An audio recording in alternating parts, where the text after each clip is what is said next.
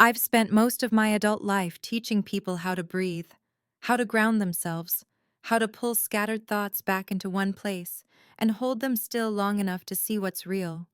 But no one ever warned me that the hardest mind to treat would be my own. It was a gray Monday in Seattle, the kind of morning that felt dipped in fog and regret. The city outside my office windows hummed with early traffic, the wet streets glistening like slick, dark mirrors.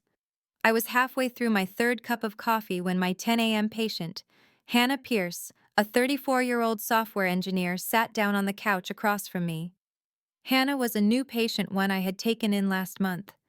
She had the hollow-eyed look of someone who lived with emotional bruises no one else could see. Hannah.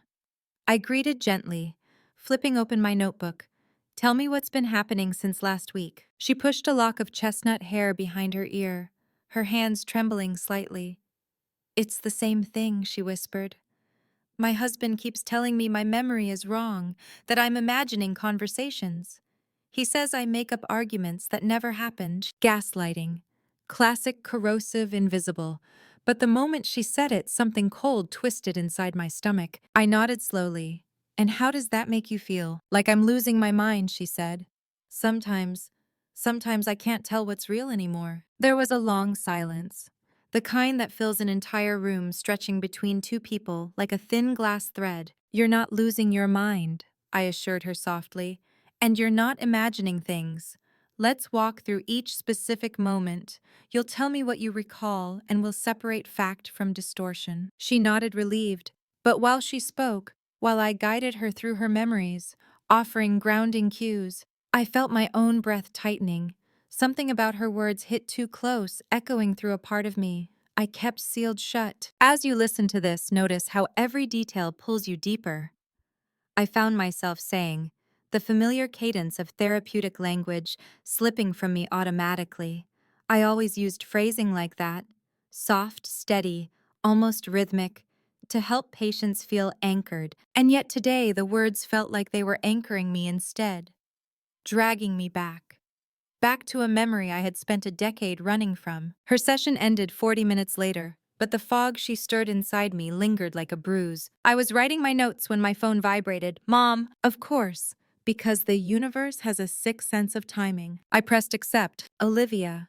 My mother's voice floated through silky and trembling with her usual manufactured fragility.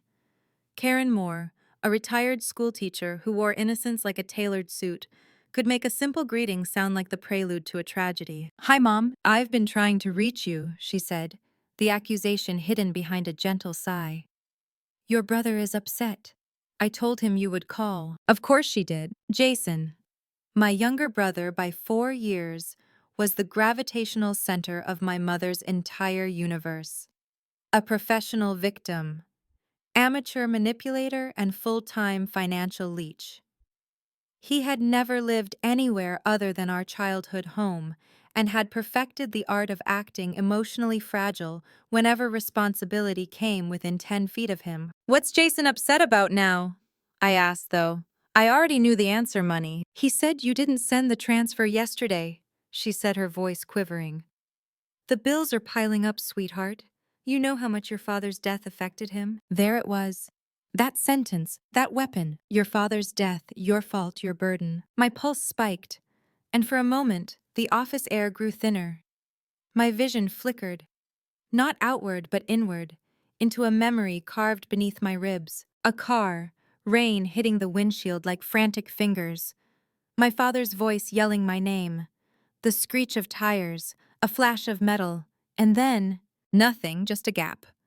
A blank echoing gap that everyone filled for me. Mom, I said through clenched teeth, I already sent money last week. 1 week doesn't undo the trauma, Olivia, she murmured. You know that. And you know what? You owe this family. My throat closed. Even after all these years, she still knew exactly which thread to pull. I'll call you later, I said quickly before she could twist the knife deeper. Olivia. I hung up. For a long moment, I just sat there, fingers trembling around my phone. My lungs refused to expand, and I felt that old familiar ache rise inside me. The ache that whispered there was something wrong with me, something broken. But I wasn't a teenager anymore, and I wasn't going to drown in her voice again. I forced myself to breathe. In, out. As you breathe in, let yourself sink into this memory with me.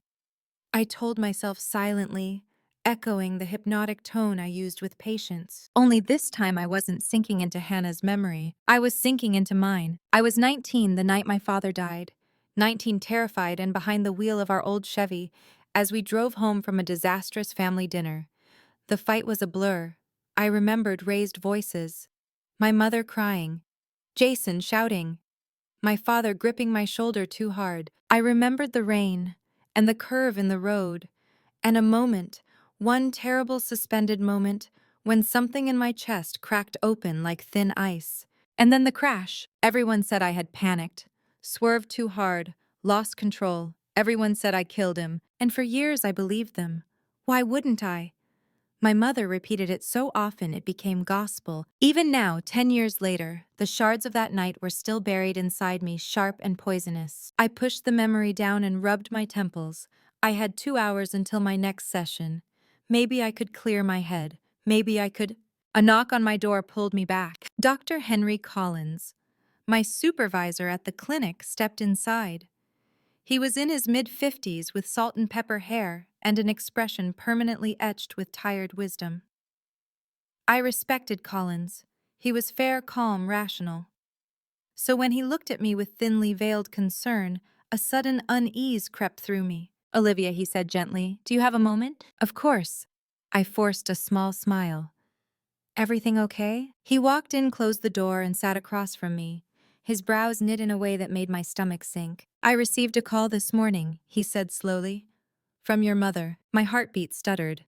"My mother?" "Yes. She expressed some worry about you, that you've been emotionally unstable lately, and she's concerned it might be affecting your work." His voice held a hesitancy, as if he was trying not to jump to conclusions. Of course she called him. Why wouldn't she? Karen Moore loved creating chaos with the sweetest voice imaginable. I swallowed. "I'm fine, Dr. Collins." He studied me for a long moment. I could practically hear my mother's words floating between us like invisible smoke. "She mentioned the anniversary of your father's death is approaching." He continued carefully, and brought up past trauma. My jaw clenched. The anniversary, right? That explained why my mother was tightening the leash. She always did around this time of year. Olivia Collins said softly, "If something is affecting your emotional stability, I need you to tell me." I said I'm fine, I repeated, but even to my own ears the words sounded strained. He frowned slightly. "I'm not accusing you of anything, I'm offering support." Support. Funny word considering it felt like the ground was shifting beneath me. "I appreciate it," I said carefully, "but my mother tends to exaggerate. I'm perfectly capable of handling my caseload." Collins watched me another moment, then nodded.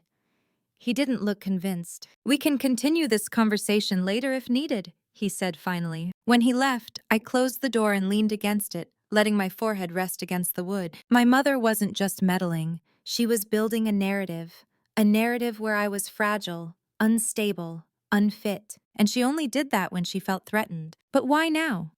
What was she scared I might discover? At 1 p.m., I stepped out for a quick lunch. The rain had eased into a mist that clung to the air like a whisper.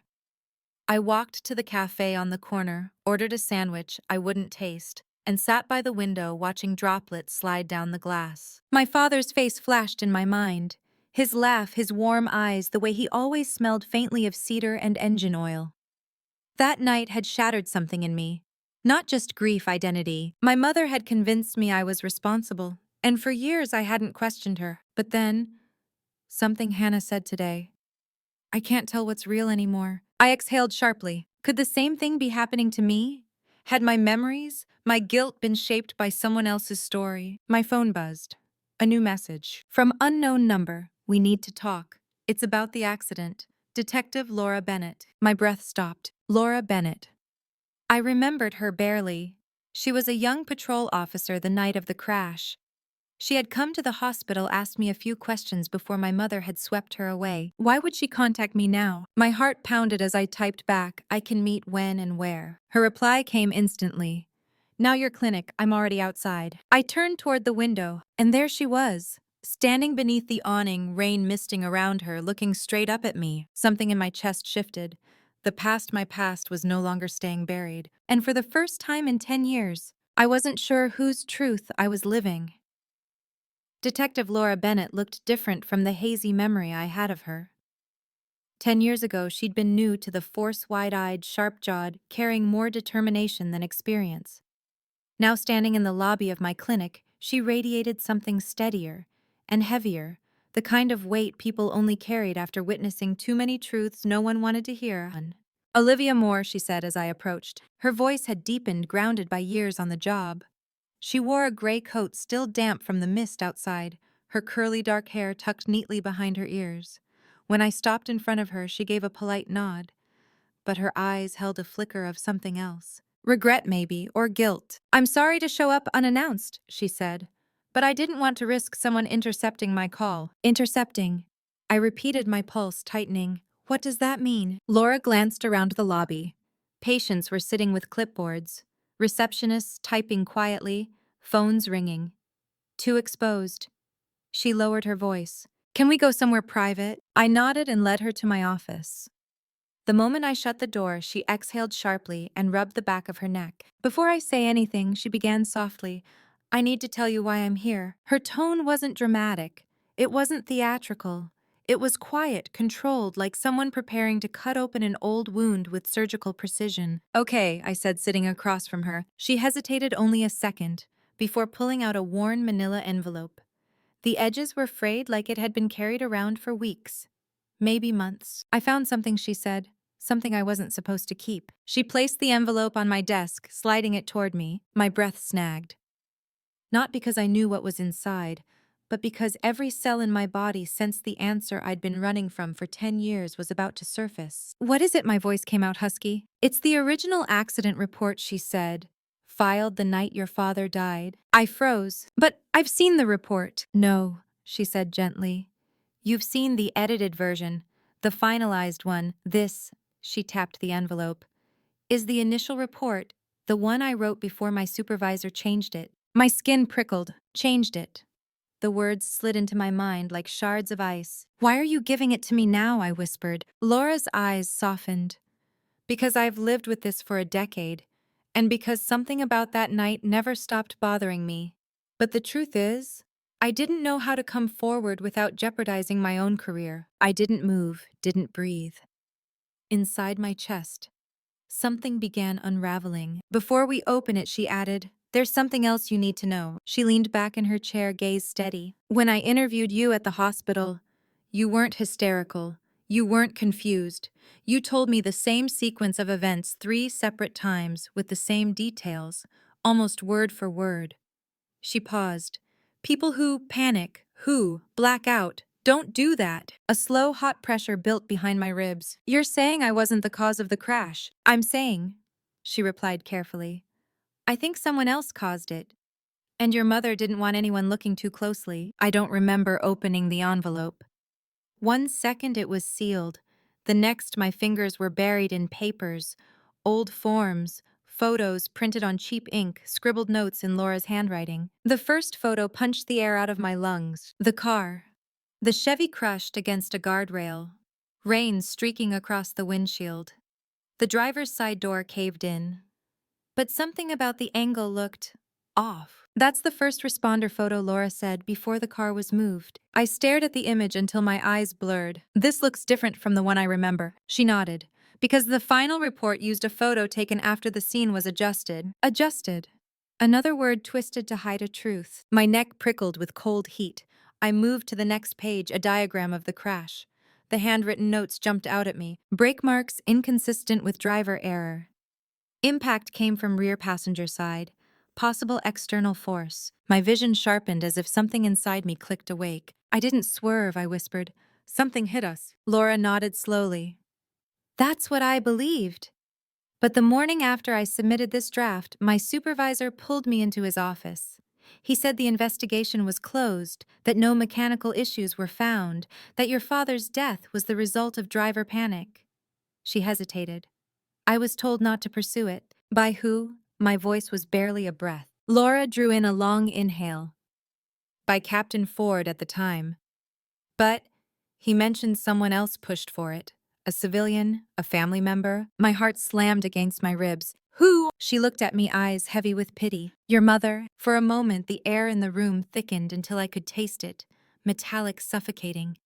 A buzzing began behind my ears. My mother's voice, soft, trembling, weaponized, unspooled inside my skull. You were driving Olivia. You panicked. You killed him. I swallowed hard.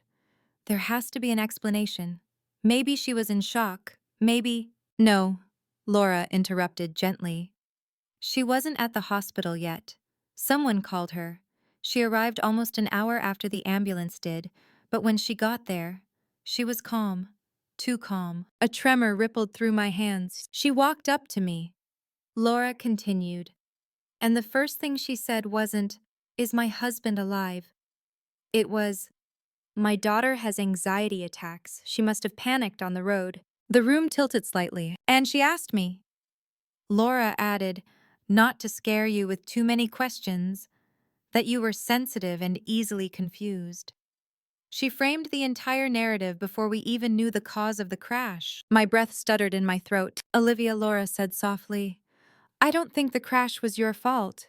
And I don't think your mother believed it was either." The words struck like a match in a dark room. Sudden, dangerous, illuminating things I had tried not to see. Laura leaned forward, lowering her voice. And the more you listen, the more your mind connects the missing pieces. My eyes snapped to hers.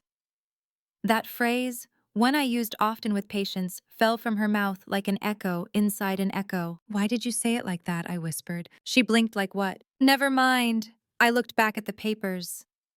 At the truth I had avoided.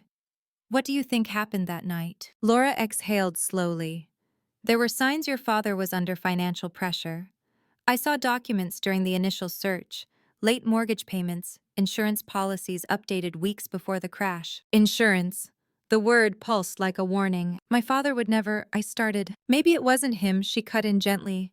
"Maybe someone else stood to benefit more." The room fell painfully silent. My mother. Of course, of course. 10 years. 10 years of manipulation, guilt, emotional blackmail, all rooted in a story she crafted the moment she reached that hospital. The silence stretched so long I could feel my heartbeat in my fingertips. "Why reach out now?" I finally asked. "After all this time." Laura sighed. 2 months ago, Captain Ford retired.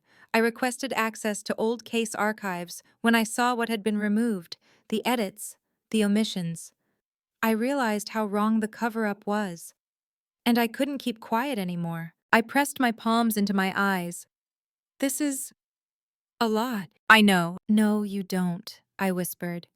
"My entire life, my family dynamic, my guilt, the choices I've made. It all came from the belief that I caused that accident." Laura nodded sympathetically.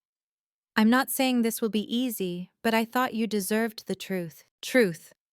A word that finally felt like oxygen. A shadow crossed the frosted glass of my office door. Someone walking by. Laura noticed. "Are you still in contact with your mother?" "Unfortunately," I muttered. She tilted her head. "Be careful around her. If she fought this hard to bury the original report, she might not want you digging now." Something cold tightened in my chest. "What are you saying?" "I'm saying," Laura replied softly, "gaslighting isn't always about ego. Sometimes it's about survival. And your mother, she strikes me as someone who survived by controlling the narrative." I didn't argue, couldn't. "And Jason?" she asked. I let out a tired, humorless laugh. "He believes whatever Mom tells him, always has." Laura nodded thoughtfully. "Then you're alone in this." Her words weren't cruel, just factual. I swallowed. "So what do I do now?" "First," Laura said, rising to her feet, "you read everything in that envelope, slowly, carefully. Let yourself see what you weren't allowed to see back then." A dull ache pulsed behind my ribs, fear, grief, anger, all twisting together. "And second," she added, walking toward the door, "you decide what truth you want to pursue." I looked down at the thick stack of papers. "What if I can't handle it?" I whispered. Laura paused with her hand on the doorknob and looked back at me. "You've spent your life helping others face their trauma," she said gently.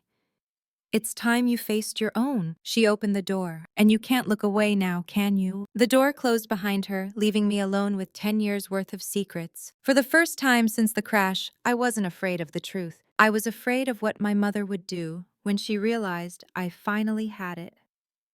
By the time I finished reading every page in Laura's envelope, the sky outside had turned the color of ashes.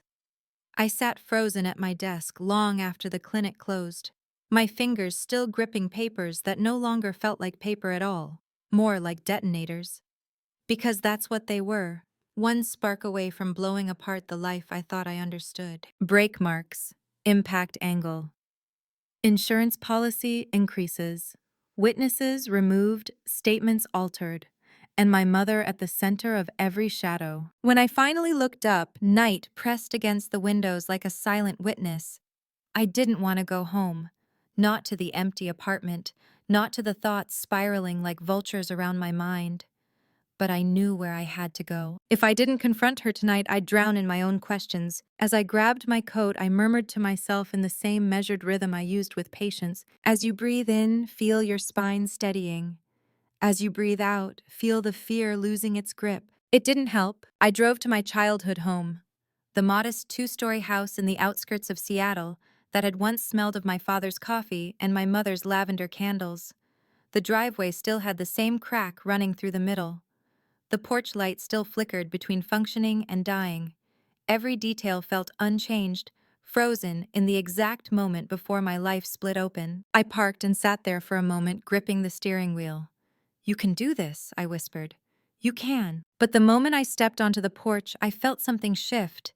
The familiar suffocating pressure of walking into a house where the truth had always been negotiable. The door swung open before I could knock. "Olivia." My mother breathed, her brows knitting in a performance of tender worry. "You should have told me you were coming." Karen Moore looked exactly like she always did. Soft sweater, pearl earrings, gentle smile, the picture of maternal concern. No one would guess she had been the architect of my guilt. Behind her, Jason Moore, my 26-year-old brother, hovered by the staircase. He wore sweatpants, a wrinkled t-shirt, and the vacant scowl of someone who had never been told no in his life. His sandy hair stuck up like he had just woken from a nap, which he probably had. "Great," Jason muttered. "She's here." "Jason," my mother warned softly. "Your sister came all this way." He rolled his eyes and slunk into the kitchen. I stepped inside, each breath tasting like old history. "We were just about to eat," my mother said. "Stay for dinner." It wasn't a request. My mother never requested anything in her life, she orchestrated. I should have said no, I should have turned around. But something inside me whispered, "Stay, watch, listen." As you follow each detail, notice the lies rising to the surface. So I stayed. We sat at the dining table. My mother at the head, Jason on her right, me on the left. The same seating arrangement from my childhood. Same chipped ceramic plates. Same floral tablecloth. But the air was different tonight. Crisper. Sharper. Like all three of us sensed the shift beneath the surface. My mother poured wine only into my glass. "You look tired, sweetheart. Long day at the clinic." Something like that. She gave a sympathetic tilt of her head. "Your job is so emotionally draining, I just worry it takes a toll on you." Translation: Dr. Collins probably told her I seemed stressed. Jason stabbed his food. "You know, Mom and I were talking about how you freak out sometimes. Might be good for you to take some time off." My jaw tightened. Of course he parroted everything she fed him. "I'm fine," I said flatly. My mother's smile sharpened ever so slightly. "Of course you are. But Olivia, anxiety doesn't just disappear. You've always been sensitive." There it was, the word she loved. Sensitive, fragile, unstable. "I saw Detective Bennett today," I said. The room stilled. My mother's hand paused around her glass. Not dramatically. Not enough for someone else to notice. But I noticed. Oh, I barely remember her. Her smile didn't reach her eyes. Why on earth would she visit you after all these years? I held her gaze. She brought me something. A micro-expression flickered across her face. So fast anyone else would miss it. Fear. "What kind of something?" she asked. Voice steady. But I wasn't ready to show my cards yet. I needed to watch them dance first. "She said she's reviewing old cases," I lied. "Thought she should check in with the families." Jason snorted. "We don't need her dredging up Dad's accident again. Mom already told her everything she needed to know." I turned slowly to Jason. "What exactly did she tell her?" Jason shrugged like a bored child. "That you panicked? That you lost control of the car? Why isn't that what happened? My pulse hammered. There it was again. The narrative spoon-fed into his mouth and swallowed whole. And that never seemed strange to you? I asked quietly. How Mom knew what happened before she even arrived at the hospital. Jason frowned. She knew because you told her. No, I said softly, I didn't. My mother's voice sliced in smooth but firm. Olivia, darling, your memory from that night is patchy. You were hysterical. You kept saying you didn't remember anything. That was the moment my stomach knotted. Because I did remember something. Not the accident itself. Not yet. But I remembered talking to Laura afterward. I remembered answering her questions clearly, calmly, consistently. And now Laura's words echoed like a spell unraveling inside my skull. You told me the same sequence of events 3 times. People who panic don't do that. So why had my mother insisted I was hysterical? Why had she insisted the opposite of the truth? I looked at her. Really looked. At the gentle smile, the soft voice, the loving mother facade polished to perfection. And suddenly it cracked. You know, I said, keeping my tone almost conversational. Laura mentioned something else. My mother's lashes lowered, did she? She said the initial report was changed, edited. My mother's grip tightened around her fork. Jason blinked, edited by who? My mother's voice lilted sweetly. Olivia, honey. This sounds like a misunderstanding. Police reports get updated all the time. She said you pushed for it, I cut in. Silence, sharp, vibrating. Jason looked confused, Mom. Why would you do that? My mother's eyes glistened. An instant welling of tears, perfectly timed. Because she whispered I didn't want your sister to be interrogated when she was in shock, I was protecting her. A beautiful lie delivered with flawless maternal despair. But something inside me finally refused to accept it. Protecting me, I repeated. Or protecting yourself. Her gaze snapped to mine. Steely cold, unguarded for the first time. Be very careful, Olivia, she murmured, her voice so low Jason couldn't hear. My blood chilled. There she was. The real her. Not the mother. Not the victim. The strategist. Jason looked between us. Bewildered. Mom, Liv. What's going on? My mother instantly softened again, reaching for his hand. Nothing, sweetheart. Your sister is just confused and tired. Stress makes her say things she doesn't mean. The classic pivot. Undermine, discredit, control. I leaned back in my chair, watching her with new clarity. Strange, I said quietly. Because I'm remembering more than you want me to. Her eyes snapped to mine. And then, I don't know why I did it. Maybe instinct, maybe spite, maybe brilliance, maybe recklessness. But I leaned forward and spoke in the same soft, hypnotic tone I used with clients. And as you listen to every word, you might feel the truth pressing closer, whether you want it to or not. Her breath caught, not fear, recognition. She knew exactly what I was doing. Jason blinked at us like he was missing a language neither of us wanted him to learn. Mom, he murmured. My mother rose suddenly, gathering plates. Dinner's over. Mom, I said, it's over. Jason, shut up. She carried the dishes to the sink, back stiff, shoulders taut. I stood. We're not done. She didn't turn around. You should go home. No. Her hands gripped the edges of the sink. Then softly, so softly I barely heard, she said, some memories were never meant to be found, Olivia. Jason looked between us, pale. My mother finally turned, her eyes hollow and sharp all at once. And if you dig too deep, she whispered, you may not like what you uncover. My heartbeat thundered. Is that a threat? I asked. It's a warning. We held each other's gaze. The house suddenly too small for both of us. Then she added, you're not ready for the truth. But she was wrong. I wasn't afraid of the truth anymore. I was afraid of what would happen when she realized I was ready to take it from her, piece by piece, lie by lie, no matter what it cost.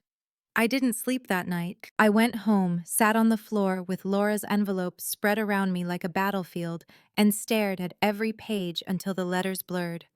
At 3 a.m., I found myself whispering to the darkness. Why, Mom? What were you protecting? Who were you protecting? The questions circled like vultures, but the answers stayed buried under 10 years of deception. By dawn, I had made a decision. I wasn't going to wait for the truth to ambush me. I was going to hunt it, and I knew exactly where to start. The King County Police Archive building sat like a block of granite on the east end of downtown Seattle. It was squat, gray, and expressionless. Perfect for hiding things. No one wanted questioned. When I stepped inside, I was hit with the sterile scent of old paper and dust. The clock on the wall read 9:12. I had left the clinic early and told my receptionist I had an off-site evaluation. Technically a lie, spiritually true. At the reception desk sat a young man with sandy hair and glasses. His badge read, Eric Hall, records intern. He looked barely 20, fresh oblivious. Probably still believed police reports were sacred and mothers were honest. Hi, I said with my most professional smile. I'm Dr. Olivia Moore. I'm helping review evidence for a reopened investigation. Eric blinked quickly.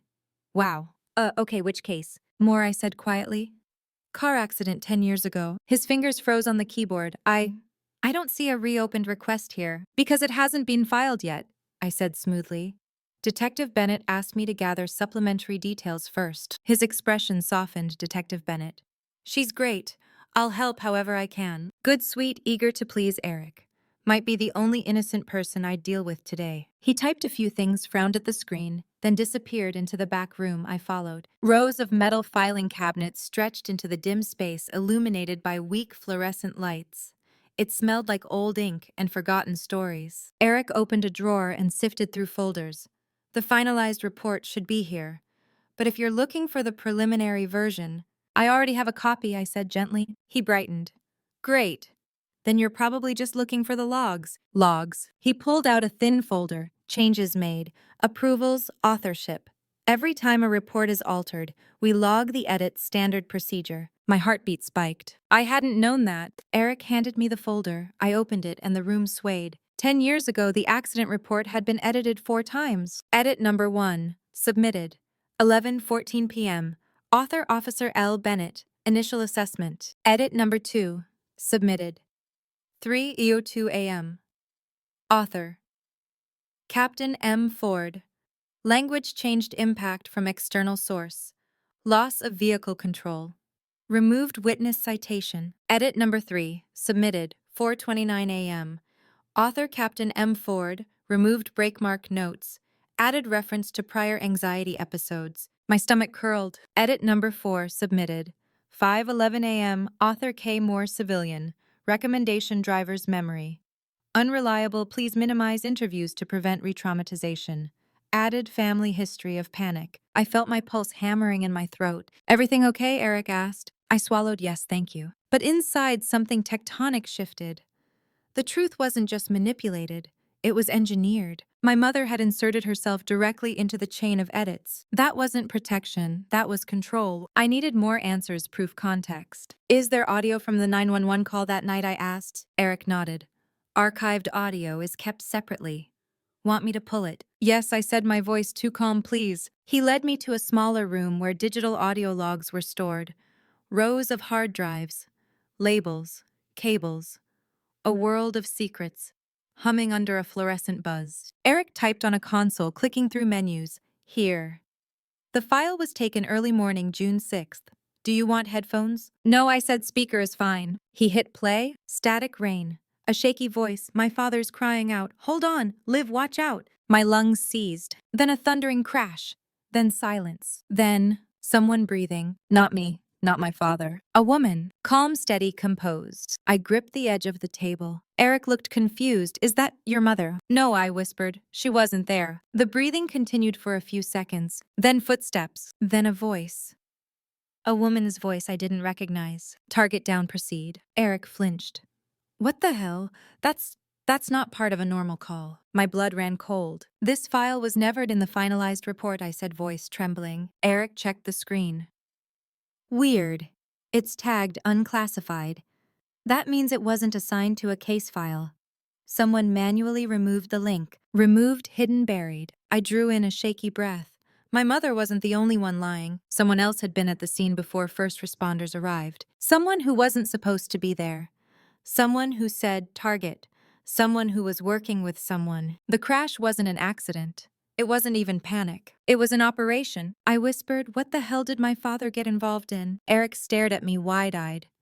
You should take this to Detective Bennett. I will, I said. But when I stepped out of the archives, a cold certainty hit me. My mother wasn't just covering up my guilt. She was covering up someone else's crime. And she had been protecting that someone for 10 years. I left the county building and walked into the bracing Seattle wind.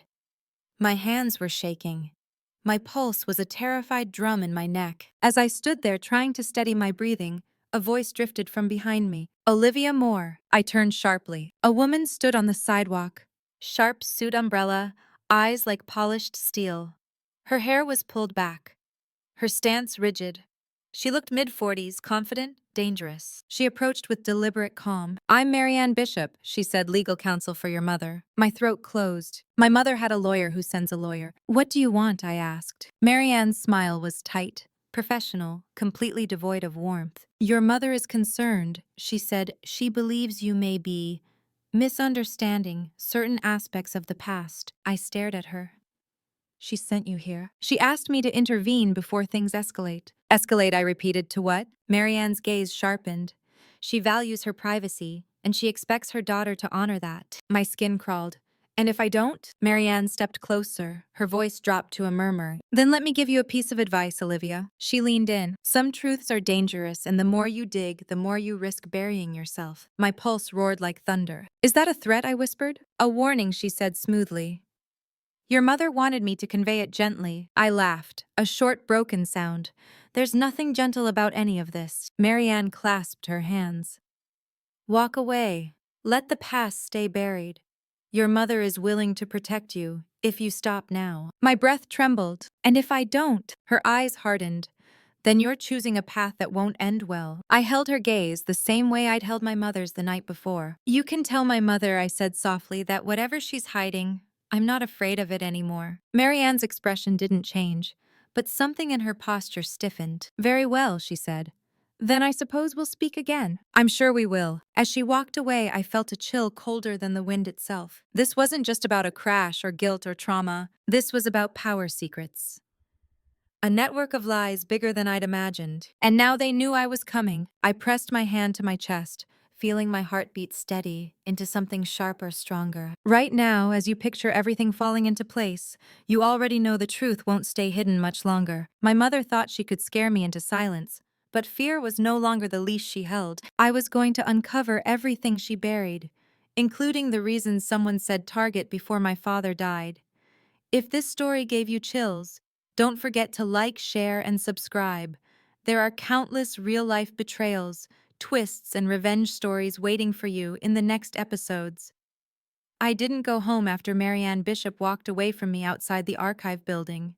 I couldn't. Her warning, "Some truths are dangerous," echoed in my skull like someone had carved it there. But danger wasn't new to me. What was new was realizing my entire life had been shaped by other people's fear, other people's lies, other people's convenience, and I was done letting them write my story. There was only one place left that still held answers. Only one place I had avoided for a decade. My father's old workshop. The workshop sat behind our childhood home, a squat shed that used to smell of wood shavings oil and the faint metallic tang of his tools. I parked on the street and approached the fence quietly, my breath clouding in the cold evening air. The backyard lights were off, no sign of my mother or Jason. Good. My father had always kept the workshop locked, but I knew where he hid the spare key, under the blue ceramic flower pot. He pretended it was a secret. I pretended to fall for it. My fingers were shaking as I lifted the pot and found the rusted key. The lock clicked open.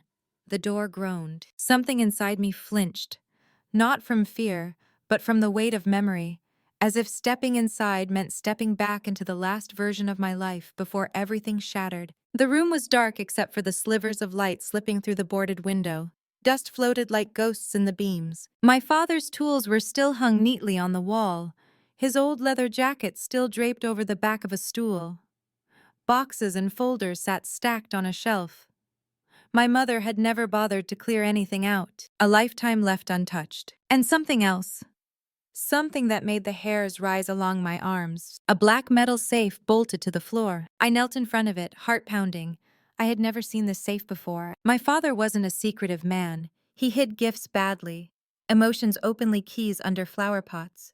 But this was different. This was intentional. There was a keypad, a code. I had nothing. No birthdays, anniversaries, or combinations came to mind. Frustration knotted inside my throat. "Dad, help me out here." Then something flickered, a memory. My father teaching me to drive. his voice steady, warm. If you forget everything else, Liv, remember this number, it'll always matter. He'd laughed afterward, saying it was stupid, but he made me repeat it twice. The mileage on his favorite motorcycle, 5 digits. I typed it in. The safe beeped once, then opened. I sucked in a breath. Inside were files, dozens of them. Contracts, invoices, letters, insurance forms, and one brown journal worn and frayed, his handwriting sharp and familiar. I opened the journal first. My knees nearly gave out. The entries began 6 months before the crash. June 12th. I think Karen is hiding something from me. July 4th. Someone came to the house while I was gone, claimed to be from an insurance agency. Karen got nervous when I asked about it. August 18th. Found out about the new life insurance policy. She said it was just in case, but the premium is enormous. She insisted we sign it together. My chest tightened. September 2nd. Karen is talking to someone on late-night calls. Doesn't know I hear her. I caught one name, Bishop. The room seemed to tilt. Bishop Marianne Bishop. My mother's lawyer, or no, not just that. A partner. An accomplice. Someone who had been there from the beginning. My hands shook as I turned the page. October 10th. If something happens to me, it won't be Olivia's fault. I need to protect her. She's not safe here. My breath hitched painfully sharp. October 17th meeting. Bishop, tomorrow. Something feels wrong. If I'm right, Karen's in too deep and I don't know how to pull out without putting Olivia at risk. The next page was ripped. The one after it was blank. The final entry, October 22nd. If anything happens, the truth is in the blue file. Blue.